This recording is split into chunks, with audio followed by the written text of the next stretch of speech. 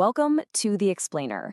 Today, we are going to tackle what might be the trickiest club in your entire bag. We're going to break down how you can finally hit your fairway woods with that pure, sweeping confidence, all based on the fantastic guide Set Up for the Sweep. Come on, let's be honest here. For so many of us, when you pull this club out, your heart rate goes up a little bit, right? It can be a real source of frustration, those top shots that barely get off the ground, or those heavy hits. But it absolutely does not have to be that way.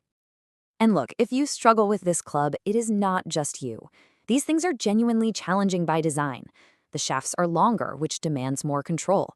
There's way less loft, so it doesn't forgive small mistakes. And that instinct we all have to try and lift the ball up into the air, well, that's what causes those dreaded thin shots, and it's the exact opposite of what you need to do. But here it is. This is the big aha moment from our source material.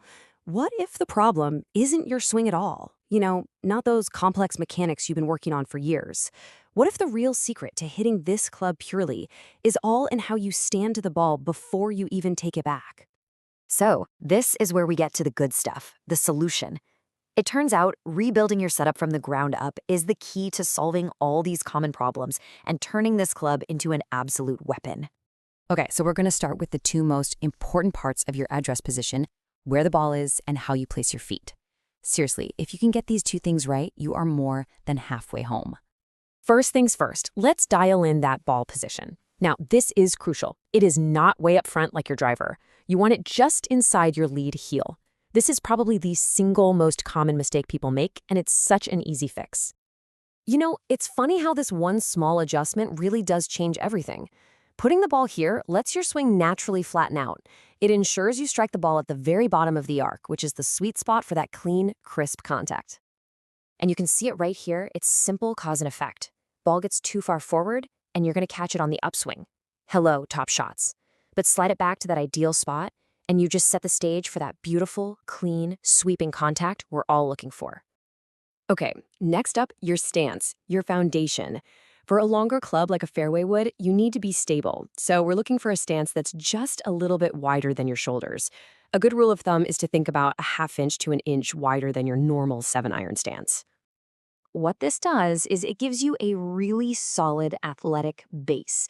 It lowers your center of gravity, and that allows you to rotate your body powerfully through the shot without swaying side to side, which, as you know, are absolute swing killers. All right, our foundation is set. Now we can get into the fine-tuning, the little details in the upper body, like angles and pressure points. These are the things that really make a huge difference. Let's talk about your spine angle. With a driver, you have a really big tilt away from the target. But for a fairway wood, you just need a subtle one. Just feel like your lead shoulder is a little bit higher than your trail shoulder. That's it. That little bit of tilt is all you need to promote that shallow, sweeping path. Now, this next one might feel a little weird at first, but trust me, it's vital. You actually want to start with a little more weight or pressure on your front foot. Think about 55%. This helps move the low point of your swing to be just after the ball, and that is the secret to avoiding those chunky, fat shots. And what about your hands? Okay, you have to fight the urge to press them way forward like you do with an iron. For a fairway wood, you want a neutral shaft lean. Your hand should be only just ahead of the club head. This promotes that level, sweeping strike, not a steep, digging one. So now that our setup is perfect, let's lock in the one key feeling you need during the swing itself. This isn't about getting bogged down in mechanics. It's about having one simple, powerful intention. This is it. This is your one and only goal. Don't think about hitting the ball. Don't think about lifting it up in the air. Just focus on letting the bottom of the club brush the grass right at impact and maybe slightly after. If you do that, the club's loft will do all the work for you. And this is a huge one. It's all about rotating your body around your spine. The second you slide or sway, you change where the bottom of your swing is, and boom, all your consistency just goes right out the window. And finally, a great feeling to have is that your chest stays over the golf ball through impact. This is what keeps you from lunging at it or falling away from it, and it keeps that club on the perfect path for a pure strike. Okay, theory is great, but we need to actually make this stuff feel automatic, right? So let's cover 3 simple, actionable drills you can take to the range to really bake in this sweeping motion. These 3 drills are just fantastic for building the right feel.